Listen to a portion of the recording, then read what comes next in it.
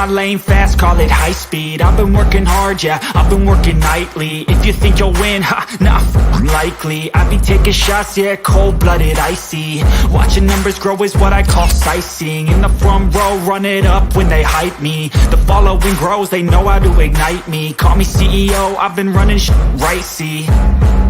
And I ain't playing games, I create my own lane, making pleasure out of pain, turning losses into... Good evening, Steelers Nation. I hope everybody's having a fantastic evening. We have a special live and a special guest with us. Here next to me is none other than Devin Engle from the Here We Go show.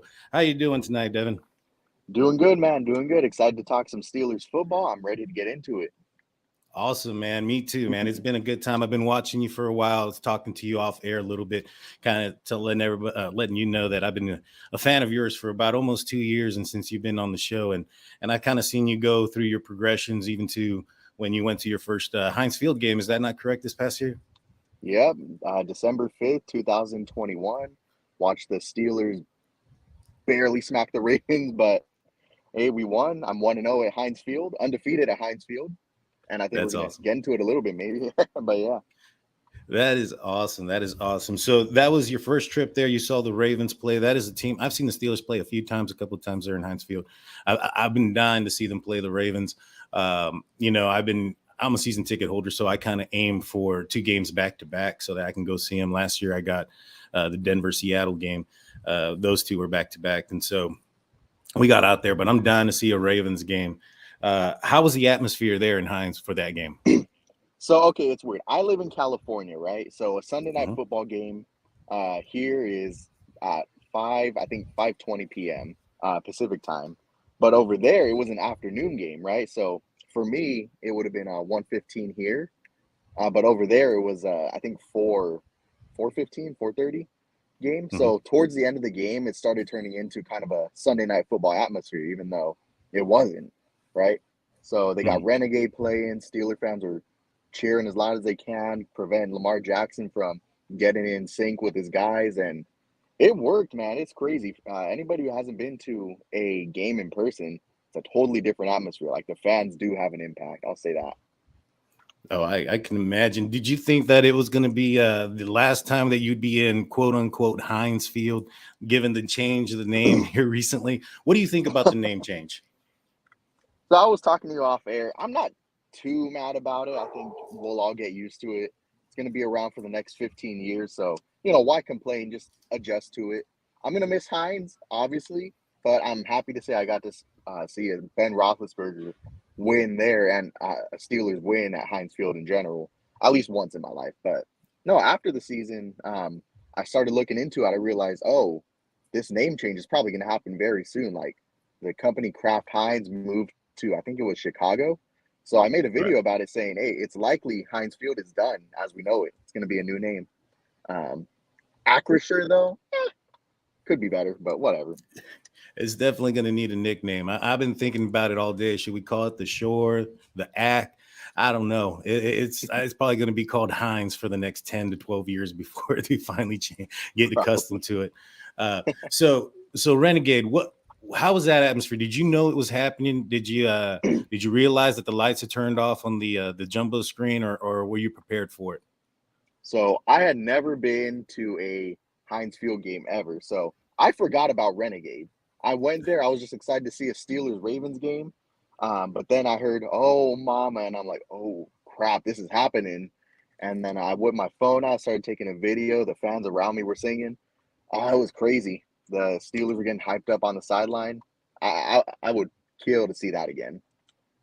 Oh, man, I hope they keep it. There's been some comments and some rumors going around that it's the effect wasn't working too well. I'll tell you what, against Seattle, that it sure did have an effect when TJ Watt won that game for us on that strip sack. And so it was played for the first time in overtime. They didn't play it during the regulation. And so, I was getting kind of, what's the word I'm looking, disappointed during the game, because I was like, man, where's Renegade? What's going on? And I'm hoping that tradition continues, even though the name of the stadium has changed. But it'll be interesting. Do you plan on going to any games this upcoming season to the new Acrisure Stadium? Yeah, me and my girlfriend were going in September for about a week. We're going to go watch the home opener I just didn't think it was going to be called Acrisure Stadium. I thought we were going to go watch a game at Heinz Field, but it'll be fun. Whatever. You forget about the name once the ball is kicked off. I agree, man. It's going to be, it's interesting. It's an interesting time. So, how long have you been a Steelers fan, if you don't mind me asking? When was the earliest season you remember? The earliest season, I guess seasons I can remember were the back-to-back 8-8 seasons back in 12 and 13. Mm-hmm. I know my dad's taken me to some Steeler bars around here to go watch Super Bowls, but I didn't pay attention to the Steelers at the time. It was Antonio Brown and Le'Veon Bell that made me start paying attention to football. Got you. So this year is going to be completely new for you. I mean, it's a shell shock how new compared to last year it is, from the GM, the quarterback, to the name of the stadium. It's going to be an exciting time. I'm excited to see this new team. I saw a video that you posted out, I believe it was yesterday or earlier today, about Najee Harris and his ability to run and him gaining size and that being a positive thing. There's one question that's out there, though, in the Pittsburgh and Yinzer, media and whatnot, is who's going to be that number 2 spot. I personally don't think that Benny Snell can handle that position. He's a running back that seems to kind of have to take his time, have, ebb and flow of the game, so to speak, and then kind of wear down a defense, and then in the third, fourth quarter take over games. He's not going to have that ability with Najee Harris in front of him. Do you think that the Steelers are okay in that room, or do they need to pick up somebody else? Personally, I don't think Benny Snell is going to be a really feature back for us at all. I think we can all agree with that. He's shown some good things in the past, not too often, but he's had flashes of good things. But I mean, Najee Harris and Benny Snell are two, I think, similar types of running backs. It's just that Najee is way better, in my opinion. But Benny Snell, I'm sure he could work somewhere else, but I think we need a more speed back. That's where I'm curious to see how are they going to use Anthony McFarland? How are they going to use some of our undrafted guys, Jalen Warren and Mateo Durant? I want to see if they get some action. But right now, I do think we need a number 2. I'm really curious what's going on with the undrafted guys. Yeah, that's an interesting thing. I know that Mateo Durant is somebody that's kind of caught the eye, so to speak, of the Steelers fans. I think it's going to be interesting. I can't wait till training camp starts. I'm going to be out there for the Friday Night Lights game, trying to get some coverage out there and some content for everybody. It'll be interesting to see. But, man, I'm really looking forward to that. But everybody's going to be eyeing that quarterback battle. I've seen couple of your videos where you were going through Kenny Pickett and his highlights and really breaking down his film. And I'll be honest with you, man, you really got me excited for him and made me think that he really potentially could be the quarterback for the Steelers this year. So what do you think are his strengths and his weaknesses? And what do you think he has to overcome to become the first string, the starter this year? So I'm actually writing a video related to that right now. But I guess I'll give you guys kind of a teaser. For me, Kenny Pickett's strength is his decision-making, his willingness to take what the defense gives him. The thing is, he's going to be boring. He's going to be boring to watch, in my opinion. Like, he's going to be similar to Mac Jones, but it's going to take what the defense gives him. It's going to be boring, but it's going to be very effective. You're going to see a lot of long drives that, to the casual fan, it might seem boring. You might think, oh, he's not putting up these flashy plays. He must be a bad quarterback. Well, no, it's like, you're taking what the defense gives you. If you can get 5 yards every play, that's going to work. Because if the defense lets you take a slant, a check down, a curl route, a hitch route, every single time, do it. Who cares if it's not flashy? But one of his struggles at Pitt, in my opinion, was his ability to handle pressure and beat the blitz. So one way you want to beat a blitz is what a blitz is, you got more rushers coming than usual, which means in the secondary, there's going to be a weakness somewhere in the coverage. So when you bring that man down from the secondary to blitz the quarterback, it means there's a weakness. You want to find the weakness as quickly as you can, get the ball out of your hands, or check it down to the running back. The problem is at Pitt, whoever designed the offense, I think his name is Mark Whipple, they rarely had guys set up underneath for Kenny to get the ball out of his hands quickly. It's all deeper developing routes on a lot of the blitzes, and even when the defenders get 4-man pressures. And what that means is the Pitt running back often came in the block instead of being able to check down. And what Kenny did, sometimes he should have thrown the ball away and didn't. Got to hold him accountable there. but other times it's like he had no choice but to run. And he's not he's no Lamar. We all agree with that. And it led to a lot of sacks. But at Pittsburgh, we're a team that's more Matt Canada runs a real West Coast offense, meaning it's a lot more shorter routes. We all saw that last season. Get used to it. We're going to see more of it, just more motions, more on the move run or on the move plays. So I feel like Kenny's going to be more equipped to run this offense compared to his Pitt offense in college, just because of what happens. Pressure gets to him. Oh, he already has like 3 guys underneath for him to get rid of the ball. So I'm excited to see how he handles pressure in the NFL. Plus, he's an extremely hard worker, a great leader. He's going to get along with the guys well, know where his checkdowns are, know where his underneath routes are, and get the ball out of his hands quickly. I'm confident he'll work out, but it's something we got to pay attention to. That's true. That's true. Do you think he's going to be a starter in the for the Steelers at any point in the season, or do you think that you do? Where do you think he takes over at? I can't tell you where, but we were talking about this off air. We both agree that Mitch Trubisky is going to be the week 1 starter, but we also both agree that leash isn't going to be very long. If Mitch Trubisky is meh, probably get Kenny in there because you spent the first round capital on him. Probably want to see what he can do. Plus, he's probably the more talented guy. Can probably throw. Okay, maybe not as talented as Trubisky. I don't know how far he can throw. I still got to dive into his film, but Kenny, he's a real good decision maker, man. I'm excited to see if he can, I guess, show better than what Trubisky's shown in years past. Granted, Trubisky's been in worse situations, but it's going to be interesting. I don't know. I don't know where Kenny starts. Maybe week 8 at the latest he'll get in. Right. Yeah, I agree. I mean, week 8, well, after week 8, we think we have the bye there. It's somewhere in the middle. That's a pretty good opportunity for him. But you know what? I think who will love the methodical type of offense that you're speaking of with Kenny Pickett would be the defense. There were, the Steelers got 3 and out so much last year, and they were out there for so long. They got injured so much. I think they would love the Steelers offense to take the field for about 12 minutes or so. I'm sure everybody would. And so with Kenny Pickett, do you think that what does we were talking off air, and I was mentioning how the shortened preseason is really going to be what hurts him. But the Pittsburgh Steelers did sign did pick up a second quarterback coach. Now, I think that reason for picking him up is to, really pick up a rookie quarterback and get him ready. I honestly do think also, I agree with you that the Pittsburgh Steelers are going to start Kenny Pickett sometime during the season. I think that if he falls, to 1-2 or 0-3 in the first 3 weeks of the season, that we might see that switch after that short bye week or that short week after that Thursday game against the Cleveland Browns.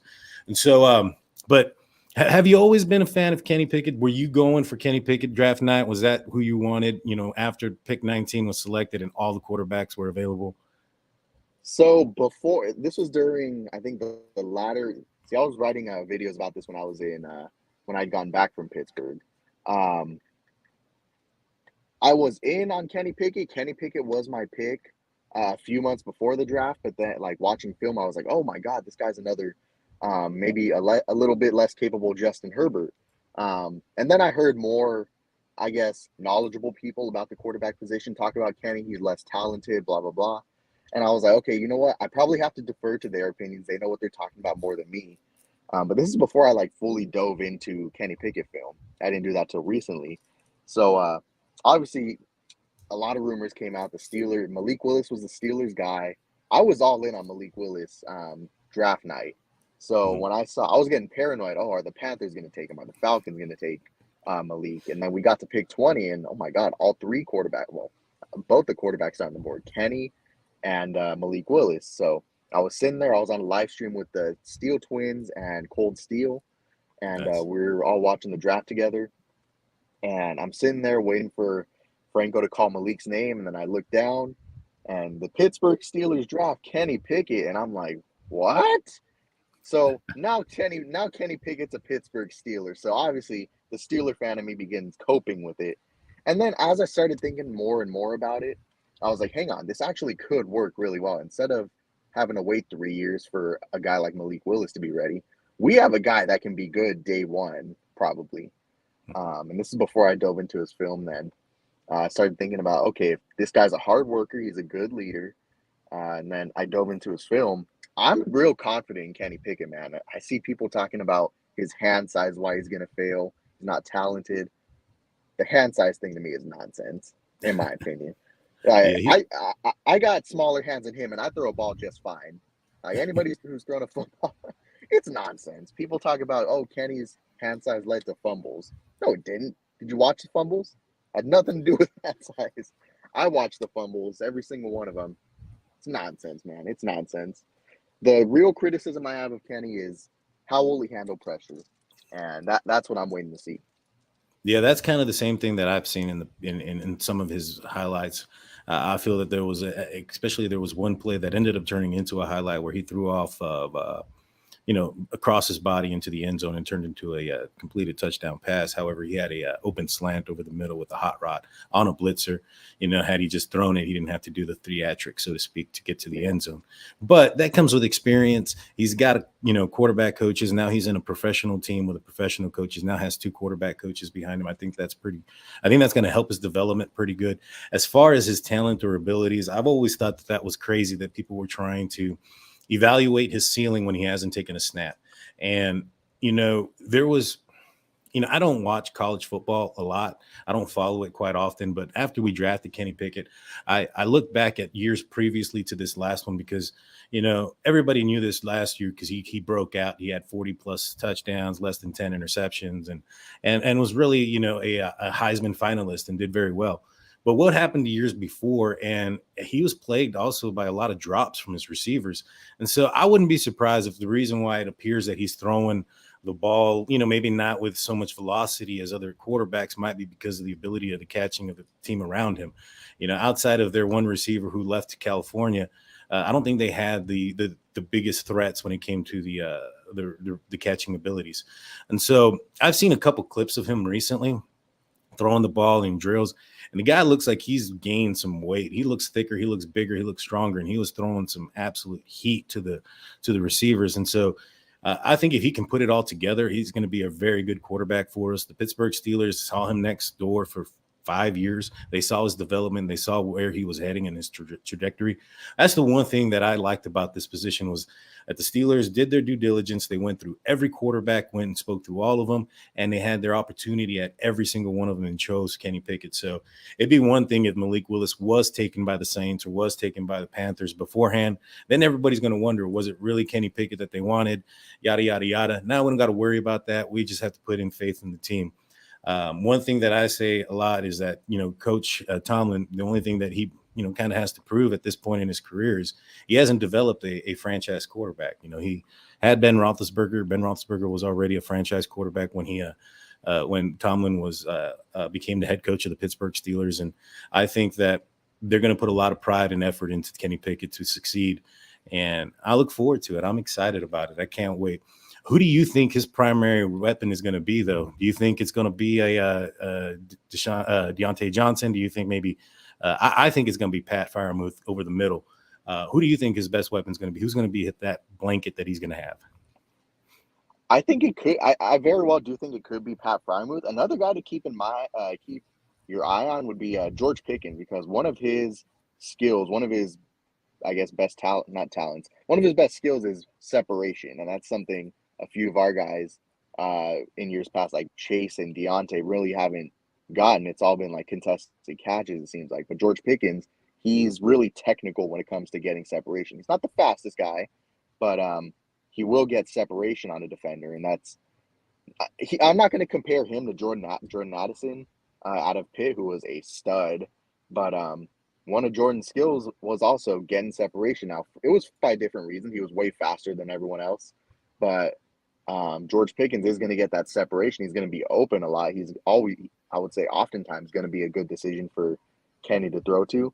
But also Pat Freiermuth, yeah, Kenny loves throwing over the middle of the field. We talk about, I mentioned his slants earlier. Kenny loves throwing slants because they're typically open. You get a fast guy on a slant, pretty easy to get the ball to him. And especially Ben, what's a tight end's best, I guess, spot on the field? It's probably the middle of the field because they're not as fast, but they can get to the middle of the field with like a post or a slant. Ben didn't like throwing to the middle of the field. I think 28% of his targets went to the middle of the field. Not very good. But Kenny, if you look at his heat map where he likes to target, it's the middle of the field. That's his favorite place to throw, in my opinion. So I do think Pat Frymuth is going to have I made a video about this. He's going to have a real breakout season in my opinion, if Kenny's the quarterback at some point. It could be Pat. I think it's going to be George Pickens. We'll see if he even gets on the field this season. Who knows? But I would say Pat or Pickens, in my opinion. So with the acquisition of Miles Boykin and George Pickens in the draft, do you think that was a message to Chase Claypool, given those are three receivers that are of the same structure and size and speed and kind of the similar skill set? A lot of folks have been talking recently that maybe Steelers should trade Deontay Johnson and this and that. And I think that shouldn't happen. We don't have another receiver with a similar type. I think that if one receiver does get dealt, it could be Chase, given the other two guys. So if you had the cut one, start one, bench one with Chase, Pickens, and Boykins, what would you do in that situation? Oh, man. Put me on the spot with that one. I don't know. So who are the three options? Chase? It's Chase, Pickens, Boykins, and Pickens. Yes, sir. They're all about 6'3", 6'4", run 4.40 40s, and it's supposed to be the blazing, take over the top type of receiver. I'll be honest. First, I'd have to cut Boykin because he's shown no production over the last 3 years. I think he's had maybe 3-4 catches total over a 3-year span. Here in the offseason of July 2022, I'd have to cut Boykin because I haven't seen him do really anything. So between Chase and Pickens, I'd probably put Pickens on the bench, learn a little bit. Chase seems like he's working real hard, in my opinion, to get his head in the game, work on what he didn't do so well, which is his footwork last season. I think Chase will bounce back at least a little bit. I think he'll be at least marginally better than last season, but I am real confident in George Pickens too. Just not enough to start him in bench Chase. But got you. I do think they'll both be starters at some point. And so we acquired another receiver in the draft, Calvin Austin III.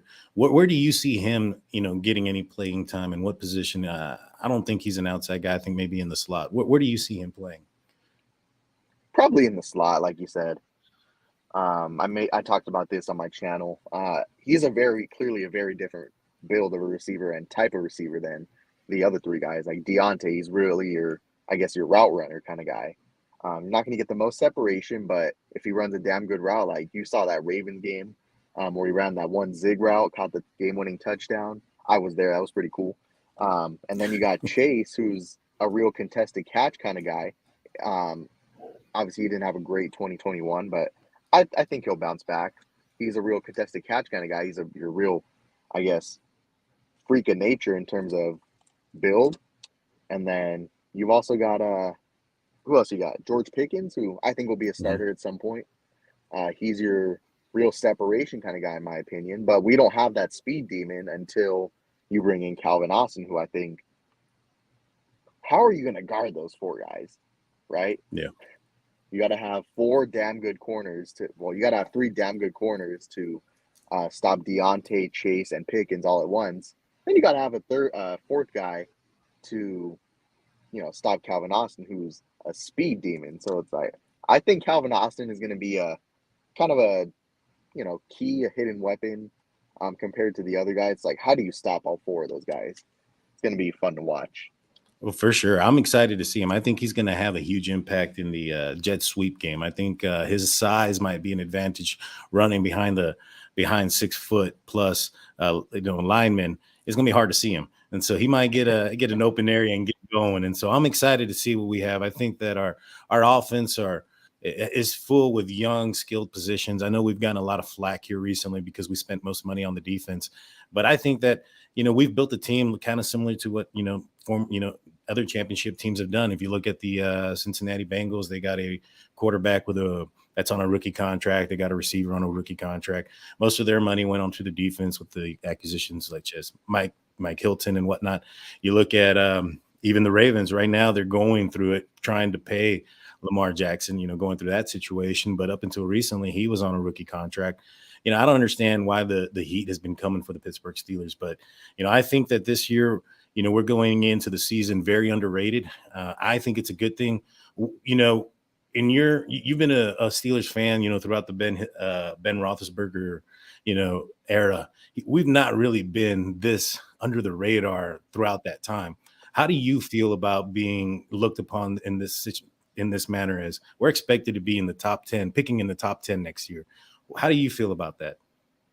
So I said this on the podcast, or the podcast I was on yesterday with Steeler Nation Australia and Britsburg Owen. You can't really doubt Mike Tomlin until he shows he's having a bad season. Like, you go back to 2019, the man took a damn near practice squad to, if the playoff format was a 7 seeds back then, we'd be a playoff team in 2019. Taking a practice squad to the playoffs by today's standards. Are you kidding me? You're doubting Mike Tomlin? What? Like, come on, I feel like you gotta give the Steelers the benefit of the doubt, in my opinion, until they show, okay, they're not making the playoffs. No, I agree. We're a organization that has been consistent. The cliche, the standard is there for a reason, because of the ability that our team has had to have consistent winning football. And it's come with certain expectations, and that's the expectation that we're going to continue to win. What do you see? Are we an over 8-win team this year, or do you think that we're going to fall short of that? I think we're over 8 wins, honestly. I do. Obviously, it is going to depend on who the quarterback is and how they perform. Like, if we stick with Mitch Trubisky, even if he's bad, just because we got to give him a year. I don't know. I think that'd be a bad decision. It could be possible we go sub 500. I don't think there's a lot of evidence proving that, but compared to years past, it's more likely than in years past, I guess. But if you can get Kenny in there and he can make good decisions, I don't see us doing any worse than 500. I could see us being a 9-10 win team, probably maybe 11 if the defense really steps up. But honestly, also keep in mind injuries. That's been one of the things that plagued us for the past how many years. You look at last year. If we have TJ Watt for one of those Bengals games, who knows? Maybe we were a half a game away from the division last season. Who knows? Maybe we win the division. We don't play KC in the freaking playoffs. Injuries really plagued us. Also, Tyson, Stephon went down for different reasons, but they both went down. Like, when you got a guy named Derek Tuskar, however you say, as your starting, edge rusher, you got problems. You got problems. Oh yeah, I don't know. I agree. I think that's injuries. one. Yeah. Oh, for sure. I agree. And in shifting over to the defense, I think that the defense, all eyes are on the middle linebacker position and the return of Devin Bush and to his level that he was pre-injury, and the acquisition of Miles Jack and the hiring of Brian Flores. Everybody's excited to see that, that what he's able to do with those two guys. My concern, though, is going to be on the outside linebacker position. The third rotating linebacker is a linebacker that takes significant defensive snaps. Last year we had Taco Carlton, which I was kind of hoping we would keep, to be honest with you. I didn't think he played bad. In fact, I think I think it was him, not Joe Schobert, that caused the fumble there against the Browns at home on Landry Jones. I digress, though. But we kept Derek Tuska. He had 1 sack against the Baker Mayfield in the Steelers season-ending finale. I don't know. Where do you think we are in the third linebacker position? You think we're okay? You think we need to pick up somebody else? We got Tizar, Skipper, and Tuska right now fighting for that position. You think we're all right? I think you're frozen, Devin. You look like you're in the same position. Yeah, he is. So I'm gonna wait for him to jump back in. Let's see.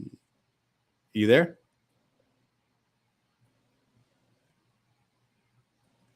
I'm seeing him blinking. I'm not sure what's going on. I'm going to put him down right here real quick and see if I think I see him moving now.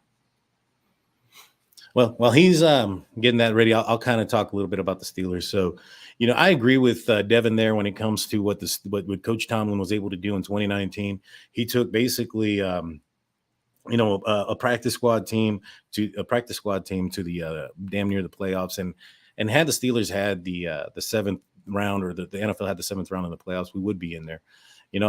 I think that as far as Kenny Pickett goes, I think that leash is going to be short. I know that me and Devin spoke about it earlier before I mentioned that, when Mason Rudolph played badly in 2019, because we were in a position to potentially go into the playoffs, that leash was short with Mason Rudolph for a quarterback who was basically a camp arm and duck. And so I think that leash for Mitch Trubisky is going to be short.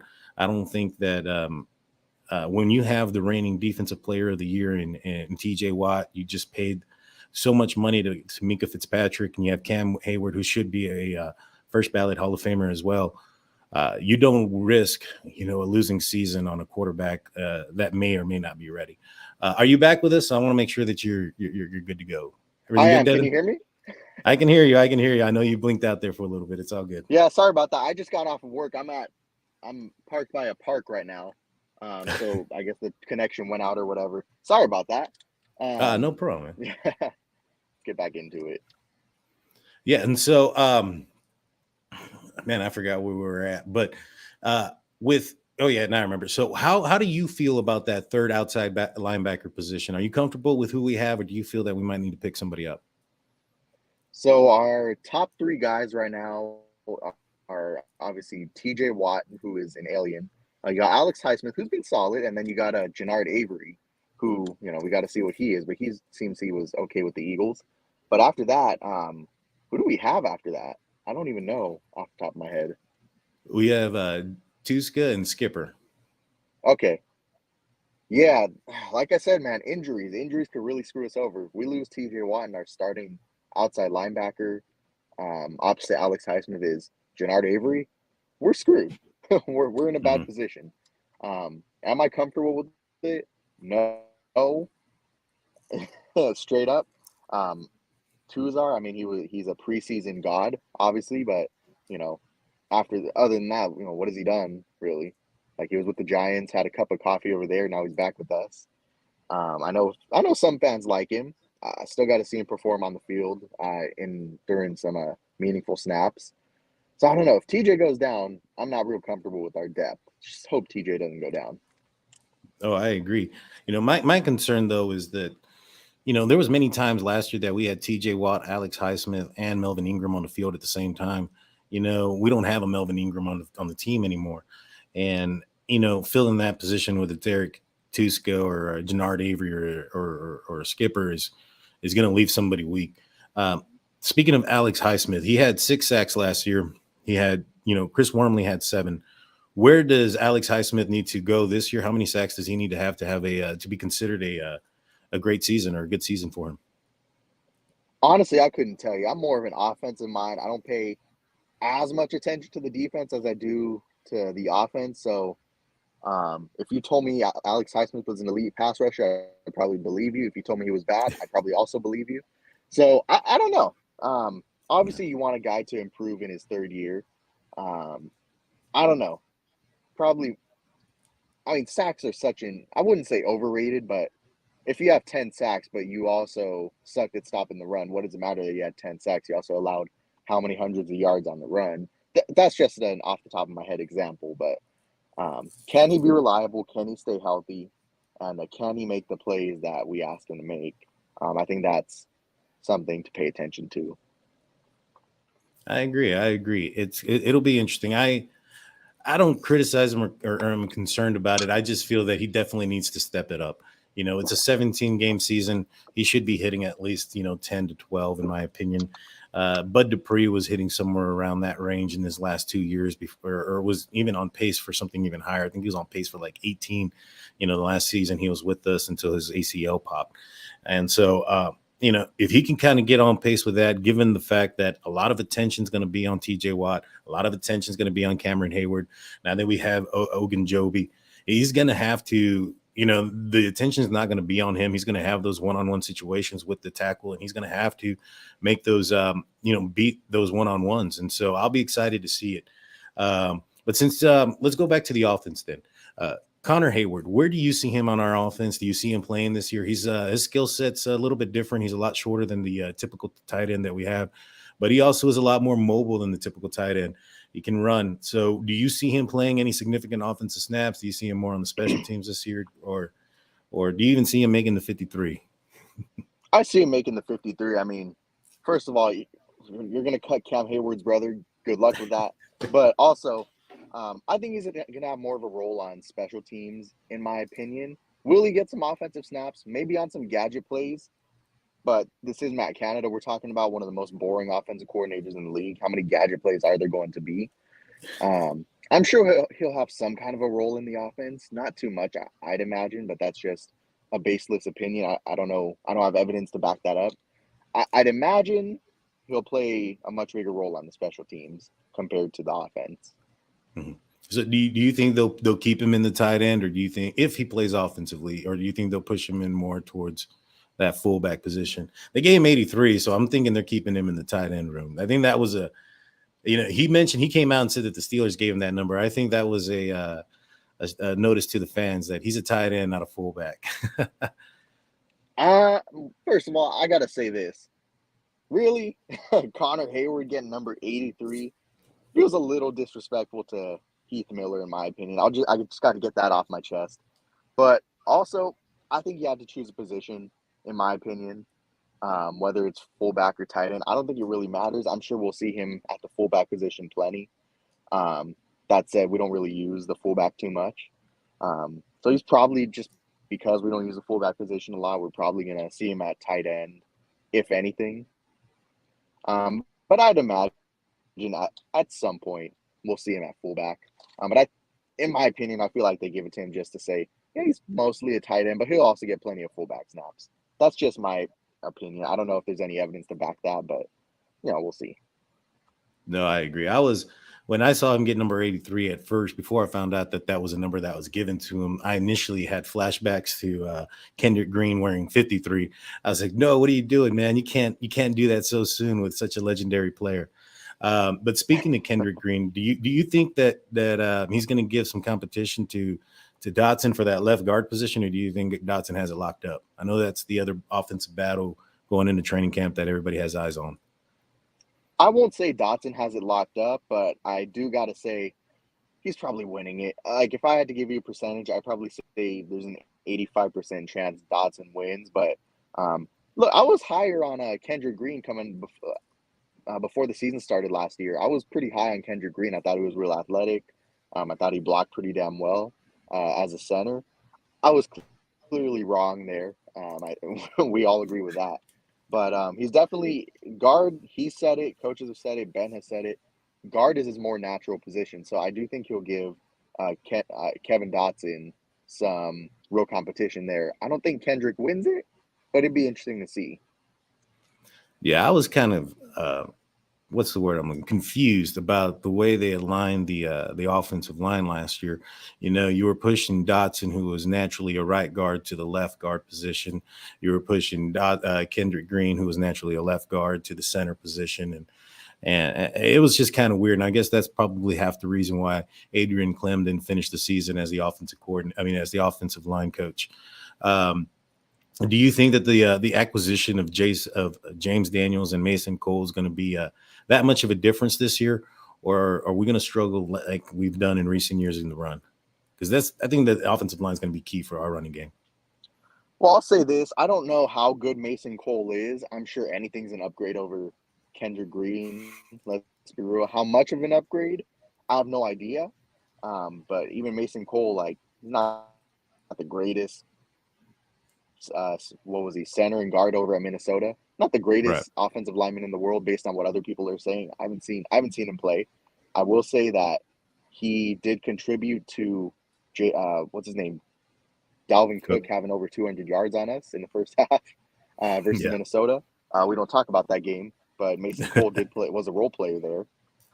I haven't watched his tape though, so not too sure how good of a player he is. James Daniels, I also haven't watched his tape, but Bears fans seem to love him. So, I guess I'm happy we have him. He's young too.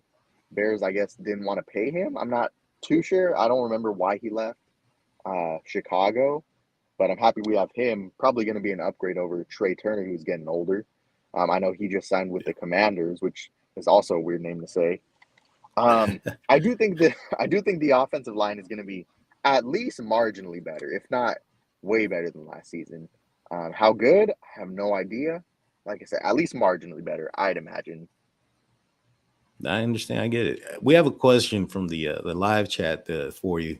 George Destin asks, "Hey Devin, if Canada often struggles this year, how long do you think he's going to stick around? Do you think he finishes the year if they struggle?" I think he finishes the year. The Steelers don't fire coaches. That's one of the things that's attractive about Pittsburgh. Like, if you sign a contract here, you'll be here um, for the length of your contract. How long is Matt Canada's contract? I don't know. That's actually not public information. My guess is his contract will either expire. Like, my guess is his contract length is either until the end of this year or the end of 2023. I don't know. It's not public information. But no matter how bad he does, I feel like he's still going to keep his job because that's the Steeler way. They won't fire a bad coach. I don't know. If he struggles, I'd like to see him go, get some change in there, but I don't see him getting fired ever. I feel like if he's going to get respectfully fired, is what I call it. You Yeah. just, like Randy Fiegner, Todd Haley, your contract just expires. Have a good one, you know? Yeah. If you could bring a offensive coordinator from the past, who would you bring that's been with the Steelers? That's a good question. I've only had 4 in my lifetime that I'd imagine. I didn't watch Bruce Arians, but he was an offensive coordinator in my Mhm. lifetime. Todd Haley. Who else? Randy Fiegner, who we were all excited about when Todd Haley left and Randy was a new guy. We were all excited about him. We were all wrong. Same thing with Yeah. Matt Canada. Um, I don't, so from the past, are you saying the Steelers past or the past in general, like The Steelers NFL past? pass. Steelers We'll past. go I don't Steelers pass. know. Yeah. Because Maybe. because Arians What? played a more of a brisket biscuit type of thing. Take forever to throw the ball down the field. Todd, excuse me. Todd Haley was more of a methodical. It was not dink and dunk as much as it's been recently, but compared to Bruce Arians, it was significantly dink and dunk. And then Randy Fiegner and Matt Canada so far have kind of been very similar outside of some, in my opinion, at least, jets some motion type of stuff. So who you thinking? I'd probably have to go with Todd Haley. I mean, I didn't watch too much of Bruce Arians. I couldn't tell. So, based on what I'd watched, some of the best Steelers football I've seen was under Todd Haley. Granted, we had some of the best players in the world, Antonio Brown and Le'Veon Bell and Big Ben at the time. I probably just have to say Todd Haley because that's the best Steelers football I personally have ever seen. If I told you what's his name, Bruce Arians, I'd be lying to you. I've never seen his offense get ran. Right. So yeah, I'd have to go with Todd Haley just by default. Yeah. So it sounds like you're not too pleased with Matt Canada so far. What are your thoughts on his play calling and what he's done up to this point? I know he's been kind of he's been kind of handicapped with a quarterback with some mobility issues, so it's kind of limited his playbook. But how much of the fault do you give to him? To Matt Canada, I will say, yeah, he had a very restricted quarterback in terms of mobility and age. He's just getting older and slower. Um, but at the same time, Matt Canada is not drawn up very creative plays. Like you go back to even Randy Fiegner, you saw. Well, I take that back. Randy Fiegner, he had his jet sweeps. Matt Canada had his jet sweeps. So I take Sean McVay. You look at Andy Reid. You look at Doug Peterson back in Philadelphia when that was a thing.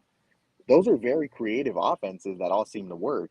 Matt Canada is just very boring, in my opinion. Now, I say boring differently than I say boring with Kenny Pickett. Kenny Pickett, he's boring, but he gets the job done. Matt Canada's boring, and he's just not creative. Like, you kind of know what kind of play he's going to run. Najee's in the backfield, probably a run up the middle. It's a lot of uncreative stuff. That's my main gripe. If he can do better with more mobile guys, more capable guys, then okay, I guess we can give him a shot. But, I'm not the one making the calls.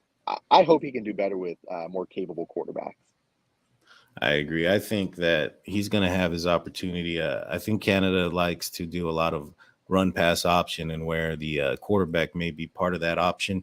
And Ben Roethlisberger was never going to be part of the run option. And so I think he said so as much against the Cleveland Browns when he got in on a 2-point conversion that was overturned due to a hold or something like that from Kendrick Green.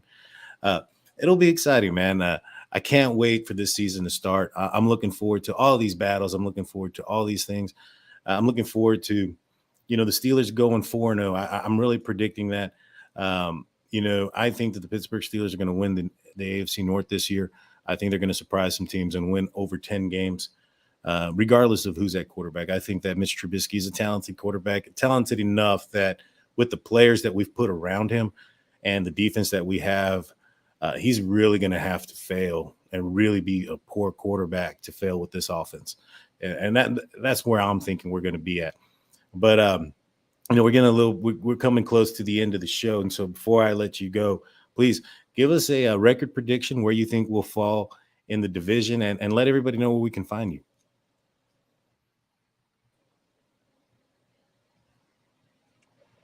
So I still got to dive into the schedule, see the map. Maybe 9-10 wins, in my opinion.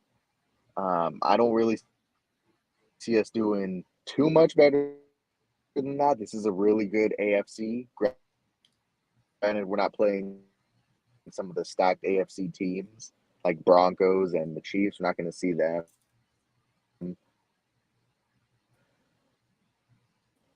We might see the Broncos.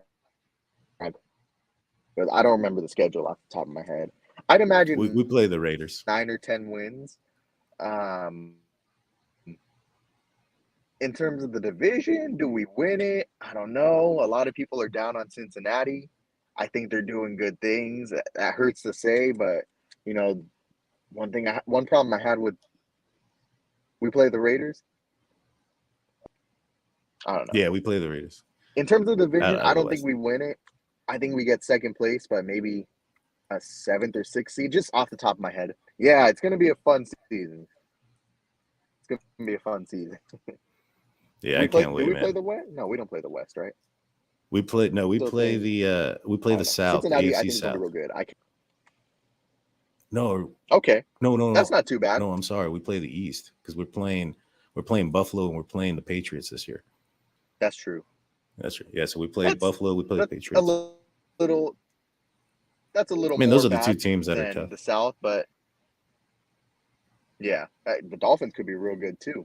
You see how good is Tua going to be? I don't know, but they do got two really damn good receivers in Jalen Waddle and Tyreek Hill. So, going to be interesting to see what goes on over there. But yeah, man, I'm excited. I think get my stuff and everything. Yeah. Let's. Where can we find you at? Okay. So I got I run the Here We Go show on YouTube. Started about 2 years ago. You can find me over there. On Twitter, I'm at the Here We Go Show. Someone else had the Here We Go Show tag, so I had to settle with the Here We Go Show. Find me on Instagram, Devin Jacob Engle, and that's where you can find me. Awesome. I love it, man. I actually fell victim on the Twitter handle thing and forgot the but yeah, I'm excited about this year. I think that Brian Flores is going to be a huge asset for when we're playing against the Miami Dolphins and the New England Patriots. But excuse me, guys. And so I'm excited about it. I can't wait. It'll be good to see what we do.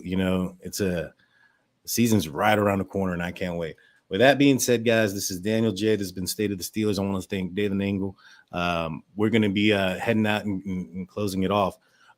If you guys are interested in the conspiratorial type of stuff, conspiracy theories, UFOs, aliens, I do have another YouTube channel called The Drunk Turkey Show, where Mark D will be a guest tonight. That show comes on at 8:30, so in about 11, 12 minutes. You don't want to miss it. Jump on over there, guys. With that being said, thank you, Devin. Please go follow and subscribe to the Here We Go show. With that said, guys, peace.